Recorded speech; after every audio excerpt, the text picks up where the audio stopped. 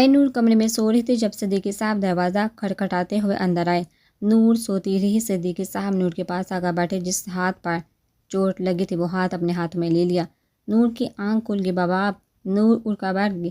صدیقی صاحب نے اس کے ہاتھ کو دیکھتے ہوئے پوچھا کیسے لگی یہ؟ بس بابا وہ ایسے ہی بے دہانی میں لگی تو دھیان رکھنا چاہیے تھا نا، زخم گہرا ہے۔ نہیں اتنا نہیں، ٹھیک ہو جائے گا۔ ڈاکٹر کے پاس چلنا ہے؟ نہیں بابا ضرورت نہیں ہے، میں نے یونیورسٹی میں دکھا دیا تھا۔ اور پڑھائی کیسے جا رہی ہے؟ اچھی جا رہی ہے بابا۔ صدیقی صاحب نے اٹھ کر اس کا سر تھپتھپایا۔ خیال رکھا کرو۔ آئے نور کے چہرے پر مسکراہٹ پھیل گئی۔ شافعہ اور ابراہیم صاحب نیچے آئے تو سب لاؤنج میں ان کے ہی منتظر تھی۔ ابراہیم صاحب آ کر اطمینان سے صوفے پر بیٹھ گئے۔ عائشہ بیگم نے ان سے آنکھوں میں سوال کر ڈالے۔ تیمور صاحب شافعہ کی طرف دیکھ کر بولے کیا بات ہوئی تم لوگوں کی؟ شافعہ نے کچھ کہنے کے بجائے ابراہیم صاحب کی طرف اشارہ کر کے کندھے اچکا دیے۔ تیمور صاحب نے ضبط سے مٹھیاں بھینچی۔ ابراہیم صاحب بے حد اطمینان سے بولے شافعہ اور ارحام کی شادی نہیں ہوگی۔ شافعہ اس شادی کے لیے راضی نہیں ہے۔ تیمور صاحب غصے سے اٹھے، شافعہ کا گریبان چپڑ لیا۔ کیا بکواس کر کے آئے ہو تم؟ ابراہیم صاحب پریشانی سے اٹھے اور تیمور صاحب کے ہاتھ سے شافعہ کا گریبان نکالا۔ کیا کر رہے ہیں بھائی صاحب؟ جوان بیٹے پر ہاتھ اٹھائیں گے؟ شافعہ طنزیہ مسکراہٹ سے بولا یہ تو ان کا پسندیدہ مشغلہ ہے۔ تیمور صاحب کا ہاتھ اٹھ گیا تھا۔ ابراہیم صاحب نے ان کے پیچھے کیا، پھر شافعہ کو ڈانٹا۔ شافعہ چپ رہو تم۔ تیمور صاحب شافعہ کو چبھتی ہوئی نظروں سے گھورتے ہوئے بولے میں دیکھتا ہوں کہ تم کیسے یہ شادی نہیں کرتے۔ شافعہ کی بھی آنکھوں میں خون اتر آیا تھا۔ اس نے دانت پیستے ہوئے کہا اور میں بھی دیکھتا ہوں کہ آپ یہ شادی کیسے کرواتے ہیں۔ بولتے ہی شافعہ باہر کی طرف جانے لگا۔ تہمینہ بیگم اسے روکتی رہ گئی لیکن وہ نہیں رکا۔ تیمور صاحب چیختے ہوئے بولے میں اس بار تمہاری نہیں چلنے دوں گا۔ اگر تم کسی اور کے بارے میں سوچ رہے ہو تو یہ بھول ہے تمہاری کہ میں تمہاری شادی تمہاری مرضی سے کروں گا۔ شافعہ ان کی بات سنے بغیر وہاں سے چلا گیا۔ ابراہیم صاحب ان کو بٹھاتے ہوئے بولے ایسی کوئی بات نہیں ہے بھائی، اس کے اپنے کچھ فیصلے، اس کی اپنی زندگی ہے، اس کا حق ہے کہ وہ اپنی مرضی سے زندگی گزارے۔ ویسے بھی رشتے زبردستی نہیں جوڑے جاتے، جب وہ خوشی نہیں ہے تو ایسی شادی کا کیا فائدہ۔ تیمور صاحب چیختے ہوئے بولے اس کی زندگی صرف اس کی نہیں، اس پر میرا بھی پورا حق ہے، اور اس کی شادی اگر ہوگی تو صرف ارحام سے ہوگی۔ ابراہیم صاحب کھڑے ہوتے ہوئے بولے معاف کیجیے گا بھائی صاحب، لیکن میں اپنی بیٹی کی زندگی خراب نہیں کرنا چاہتا۔ اس کی شادی زبردستی شافعہ سے کرا دوں تاکہ وہ شافعہ کی محبت کے لیے ترس رہے۔ میں اپنی بیٹی پر ایسا ظلم نہیں کر سکتا۔ تیمور صاحب اچنبے سے انہیں دیکھتے ہوئے بولے تو تم بھی میرے فیصلے کو ماننے سے انکار کر رہے ہو؟ تم بول رہے ہو یہ فیصلہ صرف میرا اکیلے کا نہیں ہے، اس میں بھی اماں کی بھی خواہش شامل ہے۔ تو بھائی صاحب میں آپ لوگوں کے خواہشات کے آگے اپنی بیٹی کی زندگی برباد کر دوں؟ میں اماں سے بات کر لوں گا، اور جب شافعہ ہی راضی نہیں ہے تو پھر آپ زبردستی کیوں کر رہے ہیں؟ شادیاں ایسے نہیں چلتی۔ عائشہ بیگم آگے آتے ہوئے بولی بھائی صاحب صحیح کہہ رہے ہیں، اس میں بھی اماں کا بھی فیصلہ شامل ہے، اور شافعہ تو بچہ شادی ہو جائے گی تو خود ہی ٹھیک ہو جائے گا۔ ابراہیم صاحب نے انہیں غصے سے گھورا تو وہ چپ ہو گئے۔ تہمینہ بیگم اٹھتے ہوئے بولی ابراہیم بھائی آپ بیٹھیے تو صحیح، بیٹھ کر تسلی سے اس معاملے کا حل نکالے۔ آپ کہیں تو میں شافعہ سے بات کرتی ہوں۔ تیمور صاحب غصے سے کھڑے ہو کر تہمینہ بیگم پر ڈالنا شروع ہو گئے۔ ارے تم کیا بات کرو گی، تم سے تو ایک بچے کی تربیت ٹھیک سے نہیں کی گئی۔ ایک ہی بیٹا تھا میرا، کوئی 10-12 تو نہیں تھے، لیکن اس کی تربیت بھی تم سے ٹھیک طرح سے نہیں کی گئی۔ تہمینہ بیگم نے شرمندگی سے نظر جھکا لی۔ ابراہیم صاحب نے تیمور صاحب کو دیکھتے ہوئے افسوس سے کہا تربیت کرنا صرف ماں کی ذمہ داری نہیں ہوتی، باپ کا بھی کچھ کردار ہوتا ہے، اور بھائی صاحب آپ کے اسی رویے کی وجہ سے آج آپ کا بیٹا آپ کے ہر فیصلے کا الٹ کرتا ہے، اور کہیں نہ کہیں وہ بالکل صحیح کرتا ہے۔ بولتے ہی ابراہیم صاحب کمرے کی طرف چلے گئے۔ عائشہ بیگم بھی ان کے پیچھے ہی ہو لی۔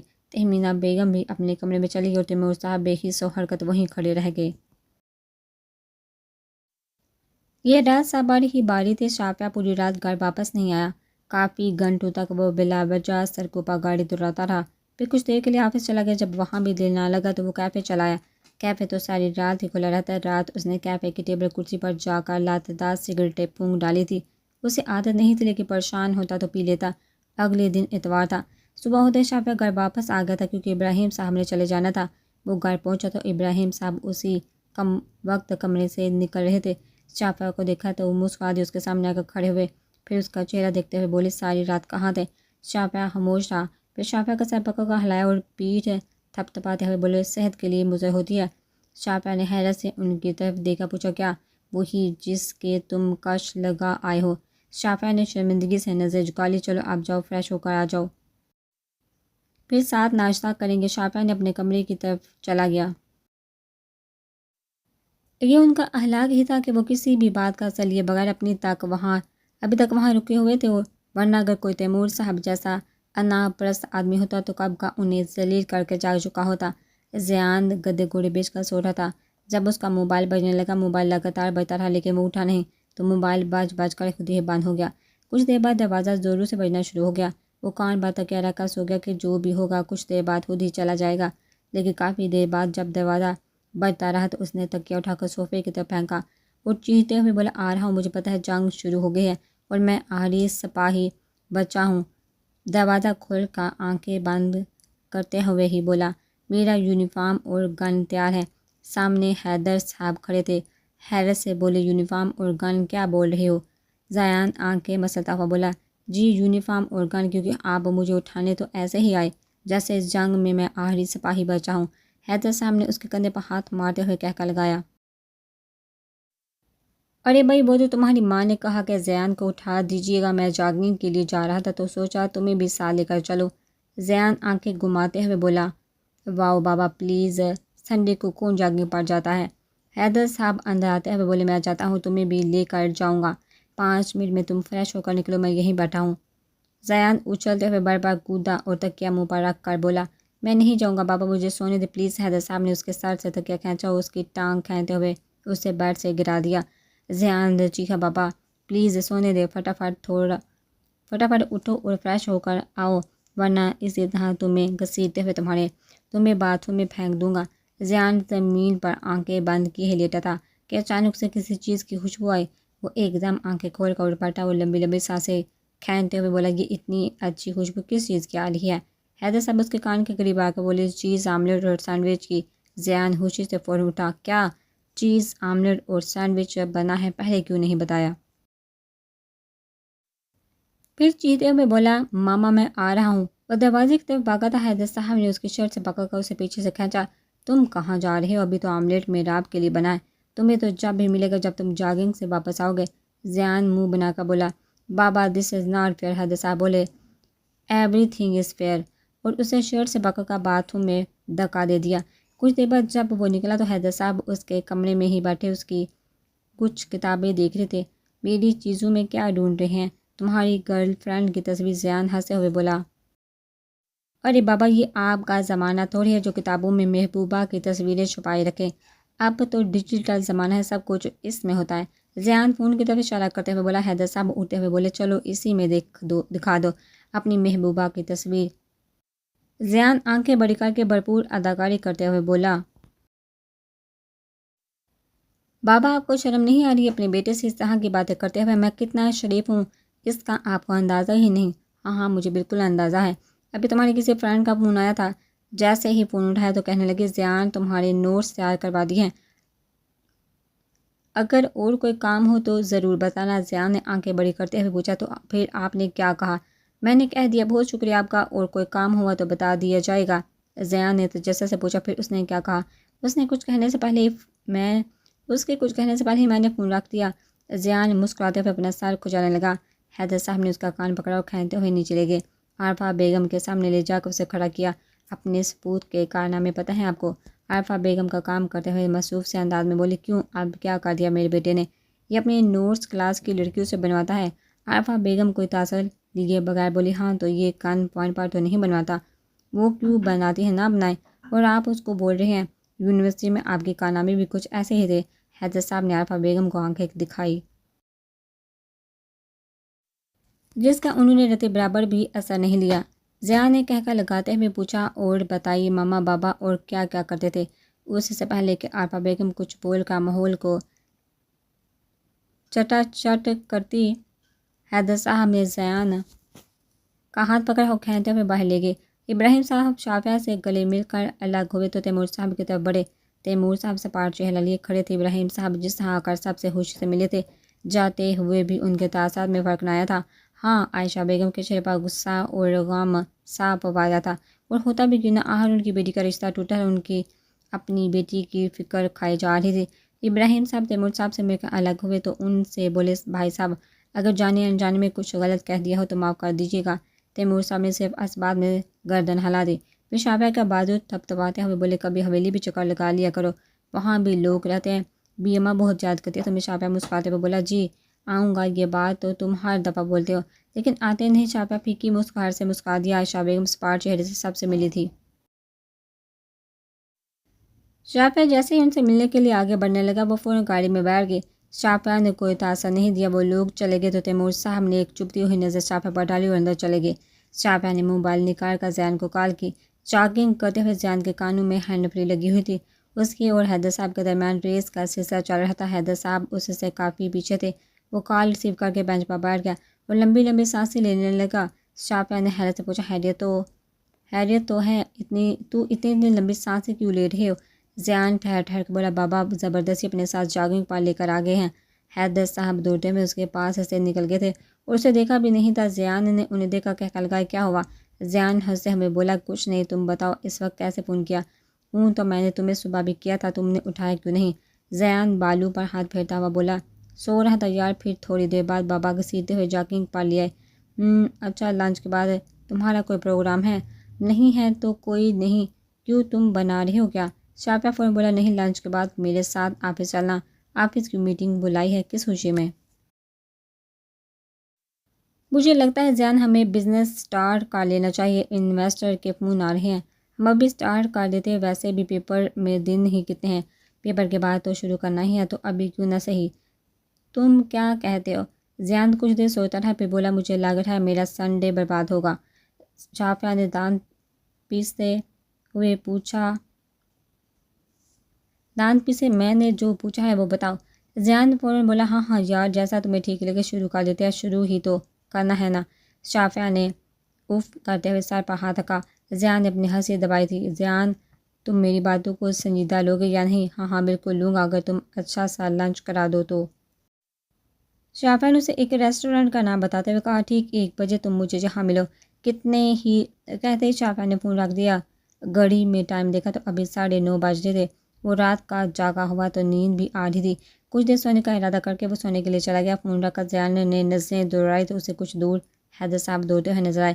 وہ شاید جاگنگ میں اتنے مگن ہو گئے تھے، ان کے آگے زیان ہے یا نہیں انہیں دھیان ہی نہیں۔ زیان نے انہیں دور سے آواز لگائی بابا میں یہاں ہوں، اور دوڑتا ہوا ان کی طرف چلا گیا۔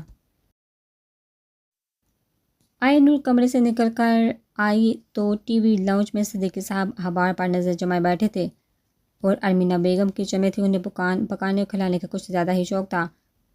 دن کا زیادہ وقت وہ کچن میں ہی گزار دیتی تھی۔ آئے نور صدیقی صاحب کو سلام کر کے کچن میں آئی۔ ماما کیا کر رہی ہیں؟ میں کچھ کرا دوں؟ نہیں بس ہو گیا، تم جا کر بیٹھو میں لاتی ہوں۔ نور لاؤنج میں آ کر ٹی وی آن کر کے بیٹھ گئی۔ صدیقی صاحب نے اخبار لپیٹ کر ٹیبل پر رکھ دیا، پھر اس کا ہاتھ دیکھا بولے تم نے ڈریسنگ نہیں کی؟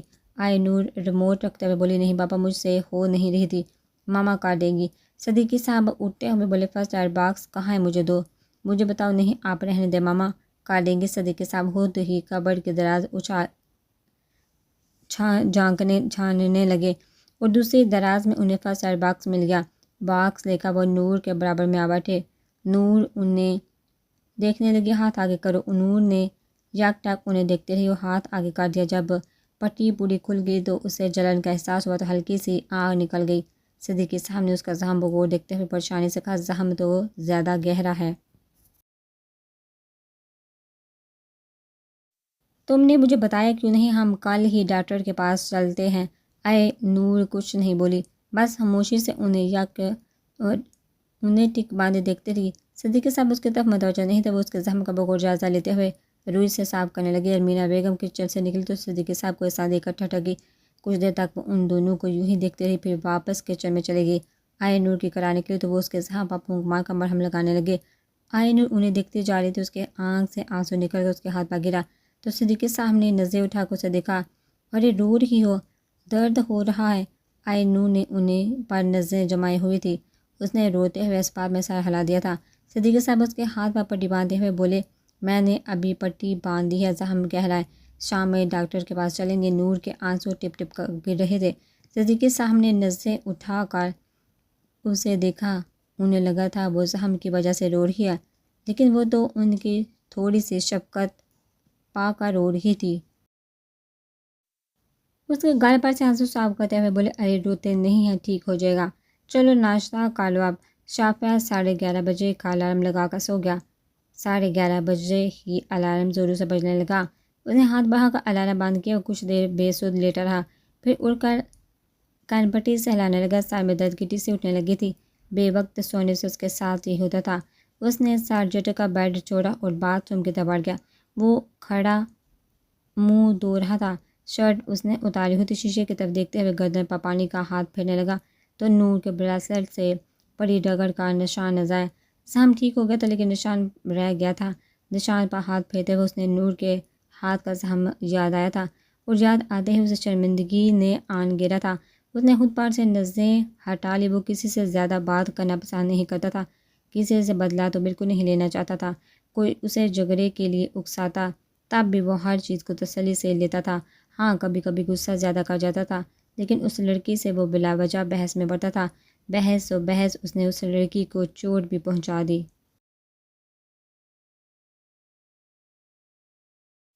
اس سے شرمندگی تھی، وہ صرف اسے تنگ کرنا چاہتا تھا، چوٹ نہیں پہنچانا چاہتا تھا۔ کسی کو بلا وجہ تنگ کرنا بھی اس کی عادت کے برخلاف تھا اور آج کل وہ اپنی عادت کے برخلاف بہت کچھ کر رہا تھا۔ نور کے ہاتھ میں خون دیکھ کر ایک لمحے کے لیے اس کا دل بہت زور سے دھڑکا تھا۔ اسے وہ لمحہ یاد آیا۔ اس نے زور سے پانی منہ پر مارا۔ اسے اس لمحے نے اذیت نہیں پہنچائی تھی، اسے اس خون نے اذیت پہنچائی تھی۔ وہ خود خون سے کتنا خوفزدہ رہتا تھا کسی کو اس بات کا اندازہ نہیں تھا، لیکن اس لمحے اسے خون دیکھ کر خوف نہیں آیا تھا۔ اس لمحے اسے کسی اور کا بہتا خون یاد آ گیا تھا۔ اس نے ایک اور بار زور سے پانی منہ پر مارا، پھر سیدھا ہوا اور گیلا ہاتھ بالوں پر پھیرتا ہوا باہر آ گیا۔ کپڑے تبدیل کرنے کے بعد وہ شیشے کے آگے کھڑا خود کا جائزہ لینے لگا۔ اس نے 3 پیس سوٹ پہنا ہوا تھا، بلیک پینٹ، وائٹ شرٹ اور گرے جیکٹ دار واسکٹ، چکدار واسکٹ، سوجی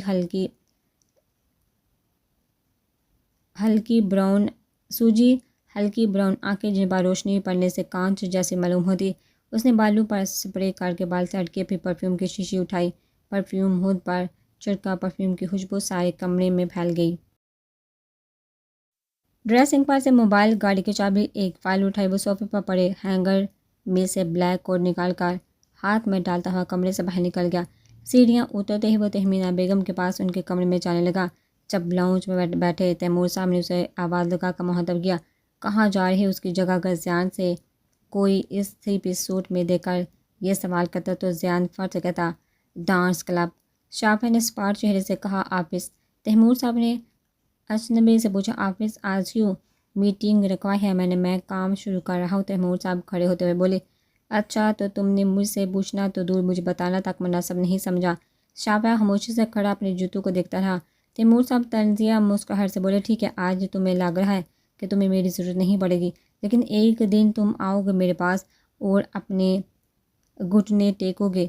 شافعہ نے نظریں اٹھا کر انہیں دیکھا، خدا وہ دن کبھی نہ لائے۔ تیمور صاحب کی مسکراہٹ اڑی تھی۔ بولتے ہی شافعہ بڑے بڑے ڈگ بڑھتے ہوئے باہر چلا گیا۔ شافعہ پچھلے 15 منٹ سے بیٹھا زیان کا انتظار کر رہا تھا، لیکن اس کا کوئی اتا پتہ نہیں تھا۔ 1:20 پر زیان دوڑتا وہاں پہنچا۔ میں لیٹ تو نہیں ہو گیا؟ شافعہ نے دانت پیستے ہوئے گھڑی کی طرف اشارہ کرتے ہوئے کہا، جی نہیں، آپ تو پورے 20 منٹ جلدی آئے ہیں، لیٹ تو میں آیا ہوں۔ زیان نے دانت نکالتے ہوئے کہا، وہی تو میں تو کہیں لیٹ جاتا ہی نہیں ہوں۔ شافعہ نے اسے گھورا تو فوراً بولا، ارے یار یہ بتاؤ میں کیسا لگ رہا ہوں؟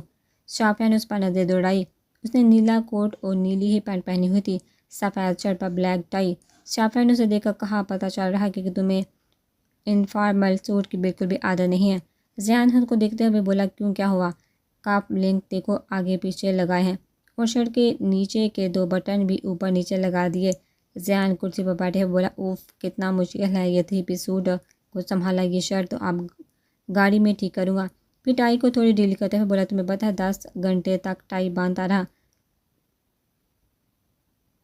لیکن مجال ہے جو یہ سموسہ ڈنگ سے بن پائے۔ پھر آخر میں ماما سے ہی بنوائی۔ شافعہ ہنستے ہوئے بولا، تو تمہیں کس نے کہا تھا کہ تم خود یہ کام کرو؟ زیان بامیں اٹھاتے ہوئے بولا، کوشش نام کی بھی ایک چیز ہوتی ہے۔ شافعہ موبائل پر میسج چیک کر رہا تھا۔ زیان نے اسے باغور دیکھ کر پوچھا، تمہاری آنکھوں کو کیا ہوا ہے؟ ساری رات جاگے یا نشہ کیا ہے؟ شافعہ اس کی بات کا جواب دینے ہی لگا تھا، ویٹر آرڈر لینے آ گیا۔ شافعہ نے آرڈر کی طرف اشارہ کیا تو زیان نے مینیو کارڈ دیکھتے ہوئے ایک لمبی چوڑی کھانے کا آرڈر دیا۔ ویٹر نے اس سے پوچھا، سر اس میں سے پارسل کیا کیا کرنا ہے؟ شافعہ نے ہونٹ پیچ کر اپنی ہنسی روکی۔ زیان منہ بناتے ہوئے بولا، کچھ پارسل نہیں کرنا ہے، بھائی صاحب لے کر آؤ اور ان سے آرڈر لے لو۔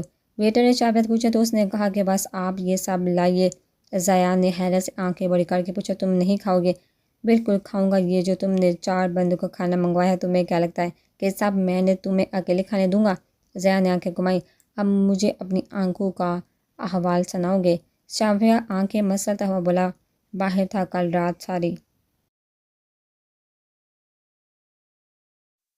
زیان فوراً آگے ہوتے ہوئے بولا، کس کی پارٹی میں گئے تھے تم مجھے چھوڑ کر؟ شافعہ نے اس کے ہاتھ ماتھے پر انگلی رکھ کر اسے پیچھے کرتے ہوئے کہا، کسی کی پارٹی میں نہیں گیا تھا میں تمہیں چھوڑ کر۔ زیان نے بامیں اوپر نیچے کیے۔ اس کا مطلب تھا تو پھر ابراہیم چاچو آئے تھے کل؟ ویٹر نے جوس لا کر ٹیبل پر رکھا تھا۔ زیان جوس اٹھاتے ہوئے بولا، او اچھا، کیسے ہیں وہ؟ ٹھیک ہے، ملنے آئے تھے یا اپنے کاروبار کے سلسلے میں آئے تھے؟ شافعہ کچھ دیر خاموش رہا۔ زیان نے جوس کا ایک اور گھونٹ پی لیا۔ میری اور ارحام کی شادی کی بات کرنے آئے تھے۔ زیان نے فوراً منہ پر ہاتھ رکھا، ورنہ سارا جوس اس کے منہ سے نکل کر سامنے بیٹھے شافعہ کے اوپر آتا۔ اس نے بہت مشکل سے جوس حلق میں اتارا، اسے پھندا لگ گیا تھا۔ شافعہ نے کھڑے ہو کر اس کی پیٹھ تھپتھپائی، جب بھی اس کی کھانسی بند نہیں ہوئی تو شافعہ نے زور زور 2 مکے اس کی پیٹھ پر ماری تو زیان فوراً سیدھا ہوتے ہوئے بولا، بس یار بس، ٹھیک ہو گیا، بیٹھ جاؤ تم، ورنہ جان سے ہی مار دو گے۔ کہ تمہیں کیوں اچانک اتنی حیرت کا جھٹکا لگا ہے؟ یار تم نے بات ہی ایسی بتائی، تمہاری اور ارحام کی شادی، مطلب سچ میں؟ تم نے کبھی نہیں بتایا کہ ایسا کوئی سین ہے؟ شافعہ کندھے اچکاتے ہوئے بولا، گھر والوں میں سے کسی نے مجھ سے اس بارے میں کبھی کوئی بات نہیں کی تو میں تمہیں کیا بتاتا؟ اچھا یہ سب چھوڑو، پھر ہوا کیا یہ بتاؤ؟ زیان نے تجسس سے پوچھا۔ میں نے منع کر دیا، لیکن کیوں؟ کیا مطلب کیوں؟ میں اس وقت شادی نہیں کر سکتا، میری بزنس کو میری ضرورت ہے، مجھے اپنا مستقبل سیٹ کرنا ہے، میں اگلے 3-4 سال تک شادی کے بارے میں سوچ بھی نہیں سکتا، اور ارحام کو پتہ ہے میں اس سے شادی نہیں کروں گا۔ زیان کچھ دیر ٹیبل کو گھٹتا رہا، پھر اچانک شافعہ کی طرف دیکھا، بولا، مطلب تم پورے 30 کے ہو کر شادی کرو گے، اور جب تک تم شادی نہیں کرو گے تو ظاہر سی بات ہے میں بھی نہیں کروں گا۔ شافعہ نے جوس کا گلاس اٹھائے، بامیں اچکاتے ہوئے بولا، اچھا ایسی بات ہے، اور اگر میں نے کل شادی کر لی تو فکر کس بات کی؟ میں پرسوں شادی کر لوں گا تمہاری بیوی سے زیادہ خوبصورت لڑکی سے، اور اگر تمہارا دل اس پر آ گیا جسے میں نے پسند کیا تو؟ زیان سوچ میں پڑ گیا۔ شافعہ نے زیان کا ہاتھ تھامتے ہوئے کہا، تمہارے لیے شافعہ کی جان بھی حاضر ہے، اگر کچھ تمہیں پسند ہے تو وہ صرف تمہارا ہوگا، شافعہ یا کسی اور کا نہیں۔ زیان نے دوسرے ہاتھ سے شافعہ کا ہاتھ مضبوطی سے پکڑ کر کہا، یہ زندگی ہے میری جان، یہ بڑے بڑوں کو کھیل دکھاتی ہے، یہ خود چنتی ہے کہ کس کو کس دوراہے پر لا کر مارنا ہے۔ شافعہ نے دوسرا ہاتھ بھی اپنی اور زیان کی بنی مٹھی پر رکھتے ہوئے کہا، لیکن اس زندگی کے ہر کھیل کی مات کو زیان سے پہلے شافعہ پر سے گزرنا ہوگا۔ ویٹر نے کھانا لا کر ٹیبل پر رکھا۔ زیان کھانے کو دیکھتے ہوئے بولا، ٹھیک ہے گزرنے دینا، لیکن ابھی مجھے کھانے دو۔ شافعہ نے چبھتی ہوئی نظر سے اسے گرر دانت پیستے ہوئے بولا، سارے فلسفے کا بیڑا غرق کر دیا۔ زیان پہلا نوالہ لیتے ہوئے بولا، میں زیادہ دیر تک فلسفے میں نہیں رہ سکتا، یہ ایک لائن بھی کچھ دیر پہلے فیس بک پر پڑھی تھی، ورنہ تجھے تو پتہ ہے جو مجھے پسند آ جائے وہ صرف میرا ہی ہے نا؟ شافعہ نے اسے ایک زوردار مکہ مارنا چاہا، وہ کہہ کر لگاتے ہوئے فوراً پیچھے ہو گیا۔ عائشہ بیگم پلنگ پر بیٹھی آنسو بہا رہی تھی۔ آپ کو شافعہ کی ہاں میں ہاں ملانے کی کیا ضرورت تھی؟ بھائی صاحب اسے اپنے طریقے سے منا لیتے۔ جب شروع سے ہی اس کا اور ارحام کا رشتہ طے تھا، پھر وہ کون ہوتا ہے بڑوں کے فیصلے سے انکار کرنے والا؟ ابراہیم صاحب سامنے صوفے پر بیٹھے تھے، تسلیاں دینے میں مصروف تھے جو انہیں چھو کر بھی نہیں گزر رہی تھی۔ دیکھو عائشہ، جب شافعہ ہی راضی نہیں تو ہماری بیٹی کیسے خوش رہے گی؟ ہماری بیٹی میں کوئی کمی نہیں ہے، خاندان میں ایک سے بڑھ کر ایک رشتہ ہے، مجھے جو مناسب لگا ہاں کر دوں گا۔ کیسے ہاں کریں گے؟ کسی اور رشتے کے لیے اس کی حالت دیکھی ہے آپ نے؟ بیٹھے بیٹھے رونا شروع ہو جاتی ہے، ہر وقت اداس رہتی ہے، شادی ہوتی تو صحیح ہو جاتی۔ یاسمین نے بتایا تھا وہ کسی کو پسند کرتی ہے، اور شافعہ کے علاوہ تو کوئی اور ہو ہی نہیں سکتا، تبھی تو اس نے شادی کے لیے حامی بھری تھی۔ اب شافعہ نے ہی اس سے شادی کے لیے منع کر دیا ہے، وہ کس طرح برداشت کرے گی؟ صاحب ابراہیم صاحب خاموش رہے۔ دروازے پر دستک ہوئی تو ان دونوں نے دروازے کی طرف دیکھا۔ ارحم کھڑی تھی۔ عائشہ بیگم نے فوراً آنسو صاف کیے، بوجھی آنکھیں، کھلے بال، شانوں پر دوپٹہ پھیلا ہوا۔ وہ عائشہ بیگم کے پاس آ کر بیٹھ گئی، ان کے ہاتھ پر نرمی سے ہاتھ رکھتے ہوئے بولی۔ عائشہ بیگم اور ابراہیم صاحب خاموش رہے۔ بی اماں ابراہیم صاحب کی طرف دیکھ کر بولی، کچھ پھوٹو گے بھی یا اسی طرح منہ باندھ کر کے بیٹھے رہو گے؟ شافعہ نے شادی سے انکار کر دیا۔ بی اماں نے اجنبی سے انہیں دیکھا۔ شافعہ نے انکار کر دیا۔ بات تم تیمور سے کرنے گئے تھے یا شافعہ سے؟ اماں شادی تو شافعہ نے کرنی تھی نا، اس سے پوچھنا بھی ضروری تھا۔ بی اماں سختی سے بولی، وہ کون ہوتا ہے بڑوں کے فیصلے میں دخل دینے والا؟ بے شک وہ ہمارا بہت لاڈلا ہے، لیکن ہم اسے اپنے فیصلے کے آگے بولنے کی اجازت نہیں دیں گے۔ آخر لاڈو نے بھی تو ہمارے فیصلے کی تابعداری کی ہے، تو پھر وہ کیسے انکار کر سکتا ہے؟ عائشہ بیگم روتے ہوئے بولی، بی اماں شافعہ نے صرف ارحام سے شادی کے لیے انکار نہیں کیا، اس نے کہا کہ وہ خاندان میں شادی ہی نہیں کرنا چاہتا۔ بی اماں نے دان بینتے ہوئے چھڑی زمین پر ٹکائی۔ شادی تو اس کے ارحام سے ہی ہوگی۔ ابراہیم صاحب بولے، لیکن اماں جب بچہ راضی ہی نہیں تو اس کے ساتھ زبردستی کیوں کر رہے ہیں؟ بی اماں انہیں ہاتھ سے چپ رہنے کا اشارہ کرتے ہوئے بولی، تم تو چپ ہی رہو ابراہیم، تم نے ہی اس کا فیصلہ سننے کی لگائی ہوگی۔ تمہیں چاہیے تھا تیمور سے بات کرتے، شادی کی تاریخ لے کر آتے، لیکن تمہارا تو شافعہ سے لاڈ ہی ختم نہیں ہوتا۔ بچوں کو کھلاؤ، سونے کا نوالا اور دیکھو شیر کی نظر سے، اور تم نے اس کی حامی بڑھتے ہوئے ایک بار بھی اپنی بیٹی کا نہیں سوچا۔ ارے عصیب ہے تمہاری بیٹی پر، تبھی تو ایسی اداس بے جان سی پھرتی ہے۔ اماں کوئی عصیب نہیں ہے میری بیٹی پر۔ اچھا عصیب نہیں ہے تو کیا ہے؟ کیوں وہ اتنی بجھی رہتی ہے؟ بابا جی کو دکھایا تھا میں نے، انہوں نے کہا ہے کہ جن کا عصیب ہے اس پر۔ اماں مجھ سے یہ دقیانوسی باتیں مت کیا کرے گی، عصیب کچھ نہیں ہوتا، اور میں آپ لوگوں کے فیصلے کے آگے اپنی بیٹی قربان نہیں کروں گا۔ بہت رشتے ہیں میری بیٹی کے لیے، خاندان میں جو مناسب لگا وہاں ہی میں کر دوں گا۔ ابراہیم صاحب بولتے ہی کمرے سے باہر نکل گئے تھے۔ بی اماں زور سے بولی، ارے میاں شادی تو اس کے شافعہ سے ہی ہوگی، میں بھی دیکھتی ہوں کون روکتا ہے مجھے۔